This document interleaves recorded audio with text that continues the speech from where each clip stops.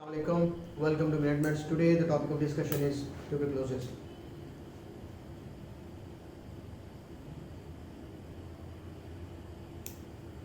So tuberculosis first cause इसकी क्या है कि माइकोबैक्टीरियम ट्यूबरक्लोसिस, और सबसे कॉमन है या हमारे पास स्टूडेंट लेवल पे जो आती है the infection of this organism in lungs, यानी पल्मोनरी ट्यूबरक्लोसिस जो हमारे पास है, और दिस इज द ऑर्गेनिज्म, और होती किस तरह बाय एयर ड्रॉपलेट इन्फेक्शन।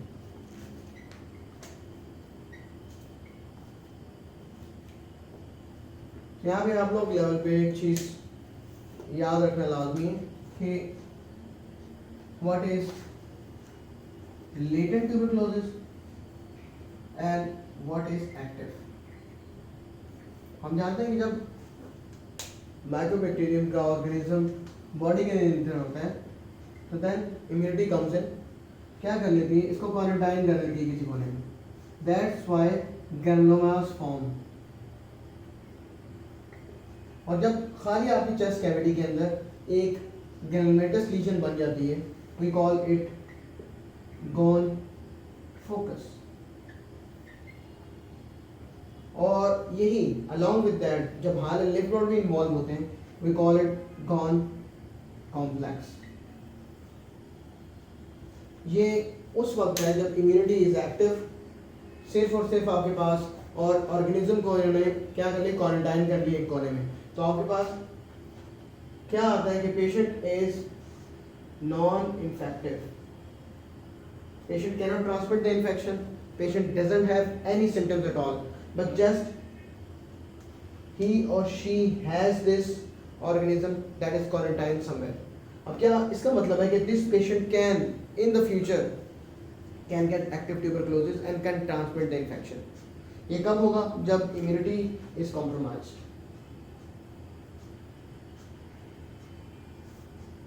और वो कब होता है, if the patient contracts, gets diabetes mellitus in the future, or he or she starts using steroids for long term, or gets immunodeficiency virus. ठीक है जी। तो what is latent tuberculosis? Patient gets infected but doesn't get the symptoms. The organism is quarantined somewhere in the lungs. ठीक है, और ऐसा patient can get active tuberculosis in the future, और कितने chances होते हैं, about 5 to 10% in lifetime। और क्या रिस्क फैक्टर्स होते हैं, diabetes mellitus, use of steroids and HIV. अब एक्टिव ट्यूबरक्लोसिस क्या होती है, पेशेंट हैज गॉट इन्फेक्शन और प्रीवियसली इन्फेक्टेड था, और अभी जो है पेशेंट प्रेजेंट करता है with constitutional symptoms like low grade fever,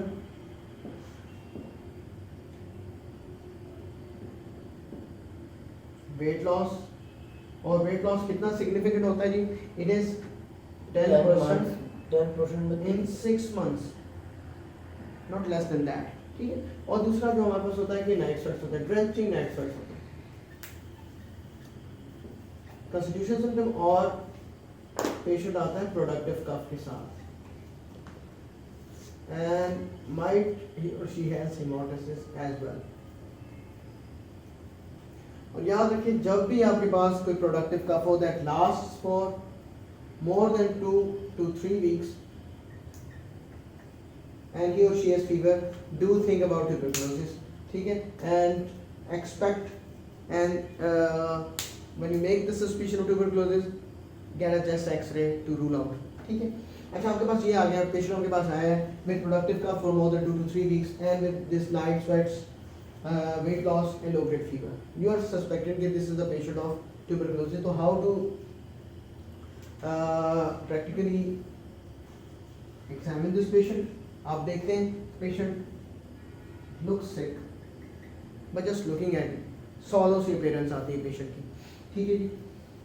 और आप from old pictures, ID cards, we can compare कि weight loss हुआ है कि नहीं हुआ।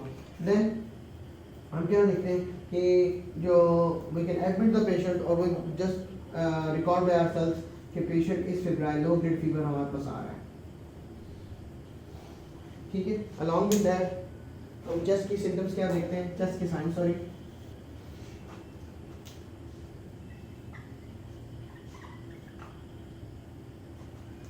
वैसे no signs on chest examination most of the time, and sometimes only हमें decreased bronchial breathing, decreased breath sounds, and sometimes bronchial breathing मिल जाती है। कोर्स का रेपिटेशन नहीं होता। समटाइम्स, बहुत कम, ज़्यादातर ये होता है कुछ मिल ही नहीं रहा होता, वो क्रॉनिक चल रहा है, कोई कंसल्टेशन ही नहीं हुई होती, ठीक है जी। तो ज़्यादातर क्या हमें चेस्ट पे कोई साइन सिम्टम नहीं मिलता, मिले तो डिक्रीज ब्रेथ साउंड्स या आपके पास ब्रोंकियल ब्रीदिंग आपको एक किसी भी चेस्ट के पार्ट पे आपको मिल सकता है। विद दैट अब इस पेशेंट को आप किस तरह इन्वेस्टिगेट करेंगे? सिंपल स्टार्ट अगर हम करें तो ब्लड सीपी से, एक इन्फेक्शन है तो there will increase total leukocyte count with predominant lymphocytes. Chronic infection है तो न्यूट्रोफिल की जगह लिम्फोसाइट्स आपके पास होंगे, ठीक है जी। वी गेट चेस्ट एक्सरे और इसमें आपको कंसोलिडेशन मिल जाती है। और मोस्टली जो टीबी है because it is aerophilic, it loves the air, loves oxygen, तो ये इट अफेक्ट्स दैट, ठीक है। तो आपके पास कंसोलिडेशन जो आपको मिलती है ज़्यादातर अपर लोब से, बाकी देयर आर वेरिएशंस, आपको पैची भी मिल सकता है, बिलरी भी मिल सकता है, डायगोनल लीजन्स भी मिल सकती है, सब कुछ मिल सकता है। आपका चेस्ट एक्सरे में ये आ गया। अच्छा, अब असली जिसमें हम डायग्नोज करते हैं to confirm that it is tuberculosis, that is to get the organism for somewhere. तो this patient has productive cough, तो व्हाट वी डू, कि हम क्या करते हैं, we get sputum culture for mycobacterium tuberculosis, ठीक है जी। 3 actually we give sputum, और there are 2 ways कि one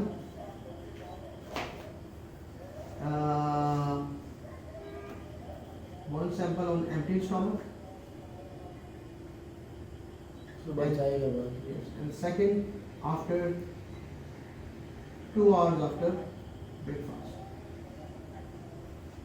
2 सैंपल ले लेते हैं, ठीक है। एक तरीका ये है, दूसरा ये है कि 3 सैंपल्स हर दिन लेंगे, लेकिन ये ज़्यादा होता है कि हम 2 बॉटल्स पेशेंट को देते हैं, 1 before as soon as he और she gets up before taking the breakfast, और after 2 hours after breakfast 2 sample लेंगे, वही कंफर्म है। अच्छा जी, अभी किसी पेशेंट में अगर स्पुटम आ नहीं रहा तो what else can we do?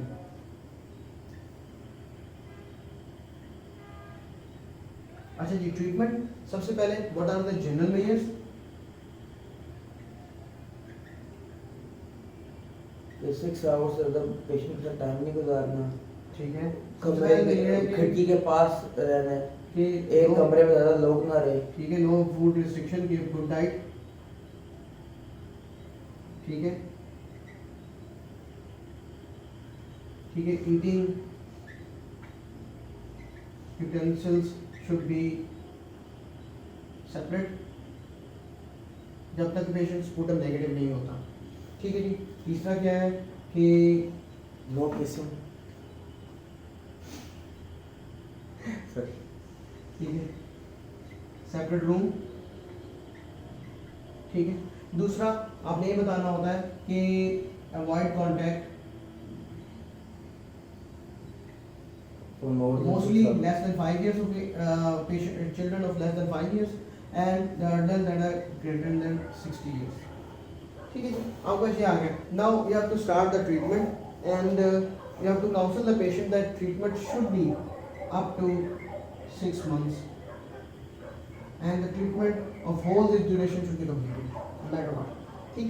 So treatment में है क्या चीज़, we segregate करते हैं इसको हम के इंटेंसिव थेरेपी के और कंटिन्यूएशन फेज कौन से। तो इंटेंसिव में we use multiple drugs which is rifampicin, isoniazid, pyrazinamide and ethambutol. This is for initial 2 months. We get the sputum done If it's negative, what we do? We continue Continuation therapy. with continuation therapy. This includes 2 drugs, rifampicin and isoniazid, for the next 4 months. Now, important thing about ATD, इनके खास adverse effects क्या क्या हैं? These at least almost सारी की सारी ही आपके पास जो एंटी ट्यूबरकुलस ड्रग्स हैं, these are hepatotoxic, ये तो कॉमन है, ठीक है. बस एक चीज़ याद रखना है इसमें, ये कि खास हर किसी की क्या चीज़ है, वो ये कि rifampicin it causes discolouration of fluids red to orange. So they come to us, patient को बताना होता है कि इवन जो कॉन्टैक्ट्स यूज़ करते हैं या आपकी यूरिन है, देट कैन टर्न रेड और ऑरेंज, दैट इज़ नॉर्मल. जो आइसोनायाजिड और जो हमारे पास ड्रग है, ये it can cause, it is hepatotoxic but it can cause peripheral neuropathy. So we have to add vitamin Okay. B6 pyridoxine on daily basis. ठीक है. Pyrazinamide, this drug causes hyperuricemia. So patient can come with acute gout. ठीक है. The last is ethambutol. It causes Blindness. retrobulbar neuritis, यानी color blindness, red green. So before starting the therapy, we also ask the patient to get their eye vision, their color vision checked. ठीक है. All this you must know about pulmonary tuberculosis. Now, small talk about the extra pulmonary tuberculosis and how we treat them.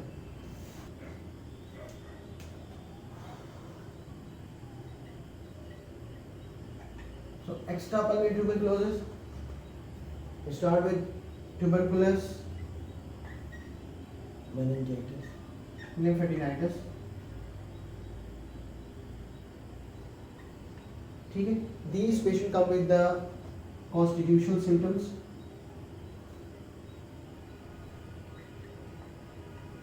like low grade fever,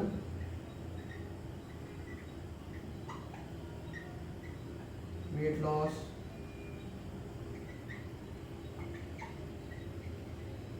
night sweats.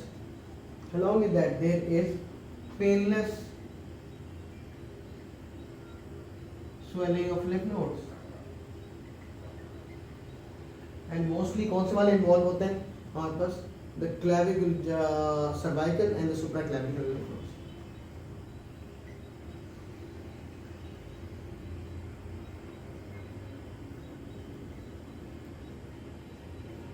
मुझे याद है मैंने को patient दिखाना है. कौन सा? वही अमीना नहीं थी, कुछ बड़ा लेकिन नहीं, मैंने उसको बल्कि वो को बुलाया था. मैं उसकी से कान खींचता हूँ थोड़ी देर में, पूरा वीडियो ओवर होगा. ठीक हो गया. अच्छा. सो तो सब आगे पीछे कर दिया. अच्छा ये ठीक है. Patient come with this.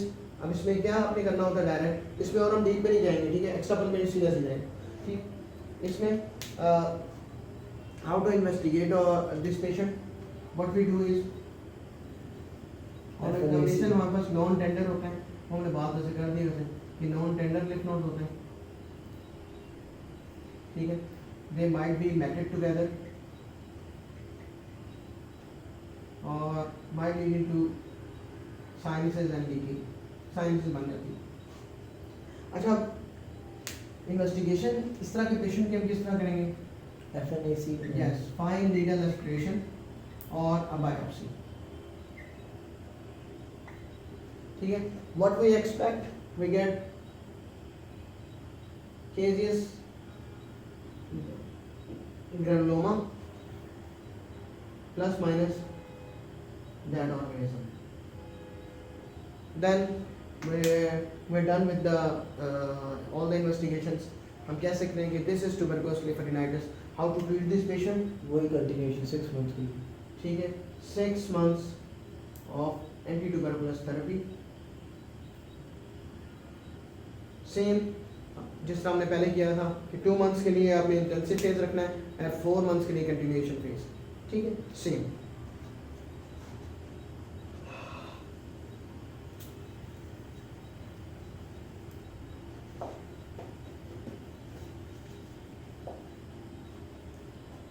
अब आते हैं हम ट्यूबरकुलस मेनिंजाइटिस की तरफ।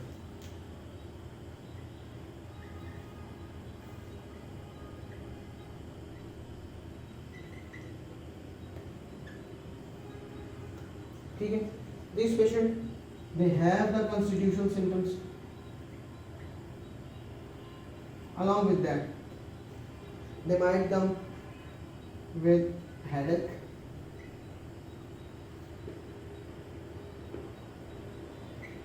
nausea, vomiting, neck stiffness, seizures.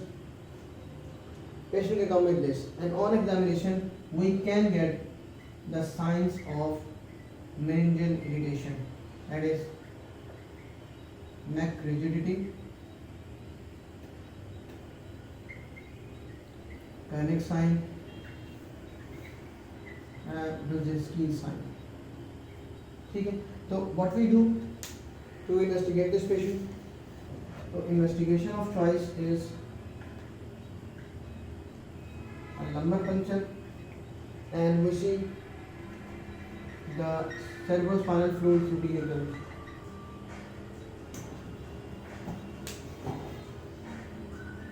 Okay जी, तो CSF में रूटीन एग्जामिनेशन में हम क्या देखेंगे? प्रोटीन्स आर इंक्रीज्ड, ठीक है, the glucose is decreased, and we can culture this CSF for mycobacterium tuberculosis the organism. तो साथ में वो लिम्फोसाइटोसिस भी हुआ होता है इसके अंदर CSF की रूटीन एग्जामिनेशन। ओ सॉरी, ये भी डायरेक्ट करेंगे कि नहीं, मैं अपनी तरफ से मैं समझा, मैं बता दी CS को वहीं कर लेता हूँ मैं सारे यहाँ से। चलिए, on CSF routine examination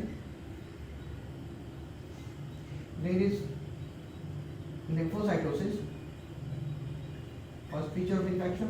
Then we see that the proteins are increased in here, ठीक है।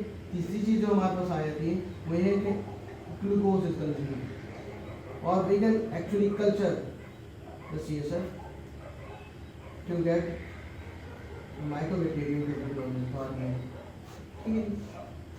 अब क्या है, how to treat this patient?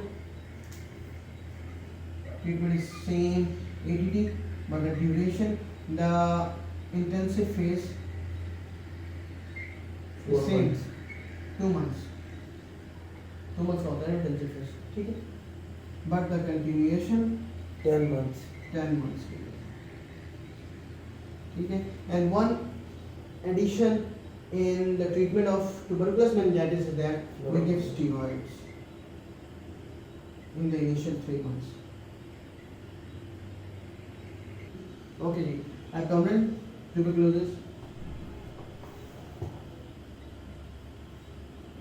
अच्छा जी, इसकी 2 टाइप्स होती हैं, एक ये है कि that is intestinal TB and other one is peritoneal.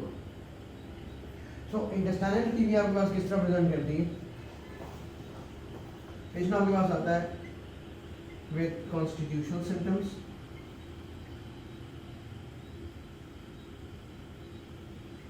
long history of low grade fever, weight loss, night sweats and all, और along with that patient को आपके पास altered bowel habits होती हैं, ठीक है, constipation alternating with diarrhea, plus minus he has colicky abdominal pain, and sometime on examination this patient has mass in the right iliac fossa.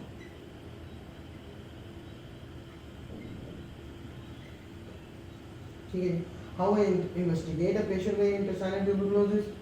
When what we do, हम क्या करते हैं कि हम इमेजिंग स्टडीज करते हैं अल्ट्रासाउंड एब्डोमेन, और इसमें हम देखते हैं कि there is gut wall necrosis, necrotic, आपके पास बाउल पड़ा हुआ with mesenteric lymph nodes, enlargement है।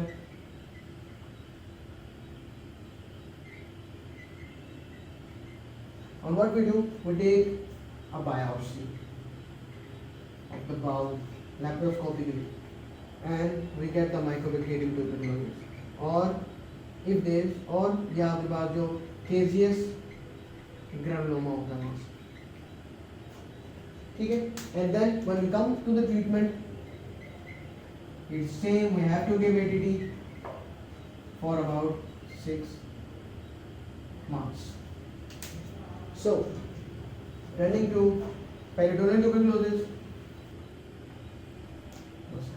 अच्छा जी, peritoneal tuberculosis, the patient comes with low grade fever,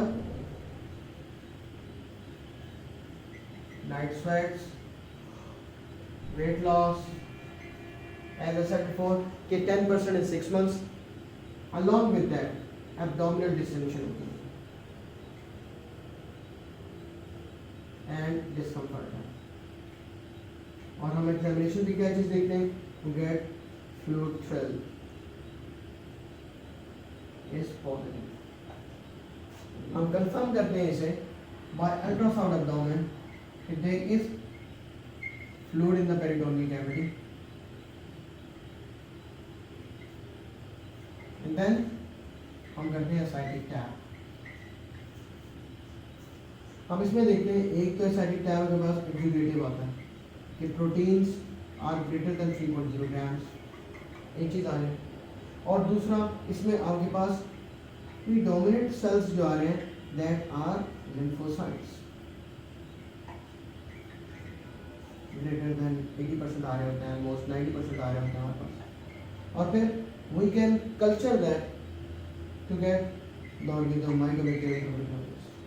And how we treat this infection? हम देते हैं anti-tuberculous therapy for 6 months.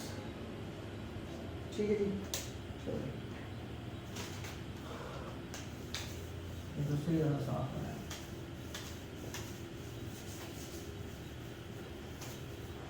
बस जीराटो यूरिनरी आ गया यार, आगे वाले छोटे टॉपिक्स हैं इंशाल्लाह।